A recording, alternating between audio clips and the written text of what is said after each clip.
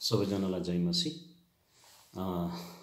पावलले विशेष गरेर फिलिपीको मण्डलीलाई पावलले चाहिँ यसरी भन्दछ, फिलिपी 2 अध्यायको 5 पदमा, तिमीहरूमा यस्तो मन होस् जो ख्रीष्ट येशूमा पनि थियो। पावलले विशेष गरिकन फिलिपीको मण्डलीलाई त्यही भन्दछ, तिमीहरूमा यस्तो मन होस् जो मन चाहिँ प्रभु येशूमा चाहिँ थियो, अथवा प्रभु येशूको जस्तै मन तिमीहरूमा हुनुपर्छ भनेर चाहिँ पावलले भनेको छ। र आज चाहिँ हामी हेर्नेछौँ ख्रीष्ट येशूको मन चाहिँ हामीमा हुनुपर्ने, अनि ख्रीष्ट येशूको मन चाहिँ कस्तो थियो भनेर। र बाइबल धर्मशास्त्रमा हामीले हेऱ्यौँ भने धेरै ठाउँमा प्रभु येशूको गुणहरू हामी पाउँछौँ, अनि जुन हामीहरूमा चाहिँ हुनुपर्छ भनेर पावलले चाहिँ भनेको छ। र त्यसमध्ये आज चाहिँ हामी विशेष गरेर अनि दाउद अनि साउलको सम्बन्धमा चाहिँ हामी हेर्नेछौँ। र हामी यो दाउद र साउलको जीवनबाट हामी एकदमै प्रष्टसँग सिक्न सक्छौँ कि येशूमा भएको मन अथवा प्रभु येशू ख्रीष्टको मन चाहिँ कस्तो थियो भन्ने कुरा चाहिँ हामी उनीहरूको जीवनीलाई जब हामी अध्ययन गर्छौँ भने हामी त्यहाँनिरबाट स्पष्टसँग सिक्न सक्छौँ। र हामीले चाहिँ यो पहिलो सामुएलको 18 अध्यायमा अनि 6 देखि 9 सम्म हामी त्यहाँनिर हेऱ्यौँ भने पहिलो सामुएल 18 अध्यायको 6 देखि 9 सम्ममा चाहिँ विशेष गरेर दाउद र साउलको बारेमा चाहिँ त्यहाँनिर चाहिँ लेखेको छ। जब चाहिँ दाउदलाई परमेश्वरले राजा अभिषेक गर्नुभयो अनि त्यसपछि दाउद चाहिँ परमेश्वरको अभिषिक्त जन भएको कारणले गर्दाखेरिमा दाउदले जुन क्षेत्रमा हात हाल्थ्यो त्यो क्षेत्रमा चाहिँ दाउद चाहिँ एकदमै सफल भएर चाहिँ गएको छ। र एक दिन चाहिँ जब दाउदले फलिस्तीहरूसँगको लडाइँपछि उसले चाहिँ जब विजय प्राप्त गर्छ अनि त्यसपछि त्यहाँ सबै मानिसहरूले चाहिँ त्यहाँनिर चाहिँ यसरी भन्दछ, साउलले चाहिँ हजारलाई भने दाउदले चाहिँ लाखौँलाई चाहिँ पराजित गरे, अथवा लाखौँ लाखमाथि चाहिँ दाउद चाहिँ विजय भए भन्ने प्रकारको जब मानिसहरूको एउटा गुणगान त्यहाँनिर चाहिँ साउलले सुन्दछ, त्यसपछि साउलमा एक प्रकारको भय उत्पन्न हुन्छ, एक प्रकारको डर अथवा एक प्रकारको दाहा चाहिँ उत्पन्न हुन्छ। अनि त्यसपछि दाउदलाई चाहिँ साउलले चाहिँ मार्न आँटेको छ। यहाँसम्म थियो कि साउल जब बिरामी हुन्थ्यो त्यो समयमा दाउद राजाले त्यहाँनिर आएर बिडा बजाएर परमेश्वरसँग आराधना गरेर साउललाई निको पार्ने काम गर्थ्यो। जब ऊ निको हुन्थ्यो फेरि उसले चाहिँ दाउदलाई चाहिँ मार्नको लागि आक्रमण गरेको छ। र यसरी त्यहाँदेखि हामी अध्ययन गऱ्यौँ भने साउल राजाले दाउदलाई धेरै ठाउँमा के गर्छ, लखाटेको छ। अनि एकदमै दाउद चाहिँ साउल राजादेखि बस्नको लागि धेरै ठाउँमा भाग्दै हिँडेको कुरा हामी चाहिँ पाउँछौँ।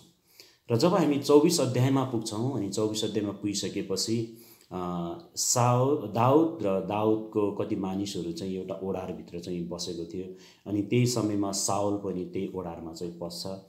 अनि दाउदले चाहिँ साउललाई भेट्छ अनि दाउदले चाहिँ साउललाई भेट्छ। अनि जब साउललाई भेटेपछि साउलको चाहिँ खास्तोको सानो टुक्रा अनि काटेर चाहिँ उसले चाहिँ लिएर जान्छ। अनि त्यसपछि साउललाई चाहिँ उसले चाहिँ आक्रमण गर्न सक्थ्यो, साउललाई चाहिँ मार्न सक्थ्यो, तर दाउदले चाहिँ साउलमाथि चाहिँ आफ्नो हात उठाएको छैन। अनि त्यो कुरा दाउदले चाहिँ साउलसँग पनि भनेको छ, यदि मैले चाहेको भए तपाईँलाई मैले नष्ट गर्न सक्थेँ, तर मैले तपाईँलाई नष्ट गर्न चाहदिनँ। र मैले तपाईँप्रति मेरो मनमा मेरो हृदयमा कुनै पनि त्यस्तो नराम्रो सोच विचारहरू तपाईँप्रति त्यस्तो दाह रिस केही पनि छैन। तर जब मानिसहरूले तपाईँलाई त्यस्तो कुराहरू सुनाए होला, तपाईँले त्यो कुरालाई किन विश्वास गर्नुभयो, किन विश्वास गर्नुहुन्छ र मेरो खेदो गर्नुहुन्छ भनेर चाहिँ दाउदले त्यहाँनिर भनेको छ। अनि उसले भन्छ, म तपाईँमाथि मेरो हात चाहिँ म उठाउँदिनँ, किनभने तपाईँ परमेश्वरको अभिषिक्त जन हुनुहुन्छ भनेर चाहिँ त्यहाँनिर दाउद राजाले चाहिँ साउललाई चाहिँ भनेको छ। यति भन्दा पनि साउलले चाहिँ त्यो साउलको मन चाहिँ परिवर्तन भएको छैन। साउल चाहिँ एक प्रकारको भित्रपट्टि एउटा दाह एउटा रिस लिएर अनि दाउदलाई चाहिँ आक्रमण गर्नको लागि अथवा बदला लिनको लागि चाहिँ लागि परेको हामी त्यहाँनिर पाउँछौँ। पाउँछौँ। अनि त्यसपछिको घटनाहरू हामी पढ्दै गऱ्यौँ भने साउलको जीवनमा के भए, साउल के भए, दाउदको जीवनमा के भए, दाउद के भयो भन्ने कुरा चाहिँ हामी त्यहाँनिर पाउँछौँ। तर हामीले छोटो प्रकारले हामी चाहिँ बुझ्दै गर्दाखेरिमा दाउदले साउलसँग कहिले पनि रिसिभी राखेको थिएन। तर साउल चाहिँ आफैभित्र एक प्रकारको पीडा र आफैभित्र एक प्रकारको डर उत्पन्न भएको र एक प्रकारको रिस, एक प्रकारको इख लिएर चाहिँ दाउदलाई चाहिँ एउटा बदला लिने काम, दाउदलाई चाहिँ नष्ट गर्ने काममा चाहिँ साउल चाहिँ लागि परेको कुरा हामी पाउँछौँ। तर दाउदले चाहिँ कहिले पनि त्यस्तो सोच, त्यसको विचार अनि साउलसँग बदला लिने कुरा, त्यस्तो विचार चाहिँ दाउदले गरेको चाहिँ हामी पाउँदैनौँ। र यहाँनिर हेर्दै गर्दाखेरिमा ख्रिस्टको मन पावलले फिलिपीको मण्डलीलाई भनेको छ, तिमीहरूमा यस्तो मन होस् जो चाहिँ ख्रिस्ट येशूमा थियो भनेको छ। अनि त्यो मन चाहिँ हामीले दाउद राजाकोमा हामी पाउन सक्छौँ। दाउद राजाकोमा चाहिँ बदला लिने काम अथवा चाहिँ नष्ट गर्ने काम, अरूप्रति चाहिँ कुहलो चिताउने काम अनि दाउदले चाहिँ कहिले पनि गरेन। र त्यसै कारणले गर्दाखेरिमा अनि यहाँबाट आज मैले सिकेको पाठ अनि मैले पाएको आशिष चाहिँ यही हो, हामीमा पनि त्यो मन चाहिँ हुनुपर्छ। प्रिय हामीहरू कतिचोटि हामीहरूमा चाहिँ एउटा बदला लिने काम अथवा के भन्छ एक अरूप्रतिको एउटा दाही, अरूको सफलताप्रति दाही हैन, त्यो प्रकारको कुरा चाहिँ हामीहरूको जीवनमा कतिचोटि चाहिँ हामीहरूमा चाहिँ त्यो कुरा आउन सक्छ। अनि हामी कसरी उसलाई डाउन गर्ने अनि कसरी हामी ऊमाथि चाहिँ ऊभन्दा चाहिँ हामी चाहिँ उच्चमा जाने, जसरी अब हजारौँ हजारलाई मात्रै म हजार माथि मात्रै म विजय भए, दाउदलाई त लाखौँ लाख माथि भनेको छ। त्यस कारणले गर्दाखेरि म दाउदलाई डाउन गरेर म चाहिँ कसरी म लाखौँ लाख माथि म विजय हुने भन्ने प्रकारको यो मानवीय स्वभाव तपाईहरु मेरो जीवनमा आउन सक्छ।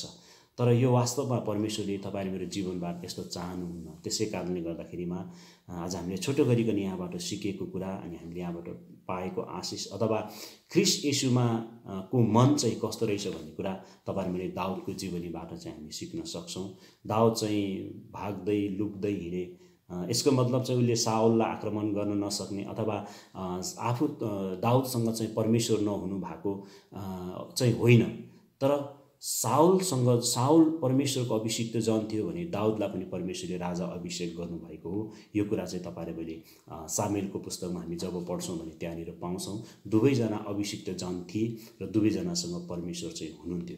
तर साउलमा दाउदसँग चाहिँ ख्रिस्टको मन थियो अनि दयाको मन, क्षमाको मन, प्रेमको मन, त्यो प्रकारको हृदय अनि दाउदमा थियो भने साउलमा चाहिँ एक प्रकारको मानवीय स्वभाव, एउटा घमण्ड अथवा आफू नै विजय हुनुपर्ने कुरा अथवा सबैले आफूलाई नै मानोस् भन्ने कुरा चाहिँ एउटा चाहिँ साउलमा थियो। त्यो चाहिँ ख्रिस्टको मन होइन प्रिय। त्यसकारण गर्दा म आज यहाँहरूलाई यही कुरा भन्न चाहन्छु, हामी परमेश्वरको छोराछोरी, हामीले प्रभुलाई पाएको मानिस हौं।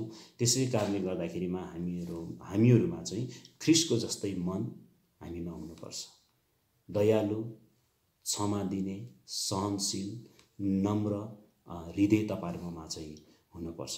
प्रिय हामीहरूलाई कतिचोटि मानिसहरूले विभिन्न प्रकारको लालसना लाउँछन् अनि विभिन्न प्रकारको हामीहरूलाई चाहिँ एउटा के भन्छ, एउटा हाम्रो हृदयमा चोट पुग्ने गरी कतिचोटि चाहिँ त्यो प्रकारको कुराहरू तपाईहरु मेरो जीवनमा चाहिँ ल्याउँछन्। तर हामीले कतिचोटि चाहिँ किन सहने, किन भन्ने प्रकार हामीमा आउँछ। तर जब हामीले प्रभु येशू ख्रिस्टलाई हेर्यौं भने, जब प्रभुको जीवनीलाई तपाईहरु मैले अध्ययन गर्यौं भने, जब तपाईहरु मैले प्रभुलाई हेर्यौं भने अनि हामीमा आउने त्यो कुरा चाहिँ त्यति ठुलो कुरा केही पनि छैन। किनभने प्रभु येशू ख्रिस्ट जो परमेश्वर स्वयं आफै हुनुहुन्थ्यो र पनि उहाँको जीवनमा चाहिँ धेरै प्रकारको के भन्छ लालसनाहरू चाहिँ प्रभुलाई लगाइएको छ। तर पनि प्रभुले चाहिँ सहनु भयो अनि प्रभुले यही कुरा भन्नुभयो, पिता यिनीहरूलाई क्षमा गरिदिनुहोस् किनभने यिनीहरूले के गर्दैछन् यिनीहरूले चाहिँ जान्दैनन्। अनि प्रिय म आज तपाईलाई भन्न चाहन्छु, हामीहरू परमेश्वरको छोराछोरी अनि हामीहरूमा पनि त्यो मन होस्। हामी प्रार्थना गरौँ परमेश्वरले हामीलाई अनुग्रह गर्नुभएको होस् र ख्रिस्टको जस्तै मन तपाईहरुमा पनि होस्, किनभने परमेश्वरले यही कुरा तपाईहरु मेरो जीवनबाट चाहनुहुन्छ। धन्यवाद। जय मसीह।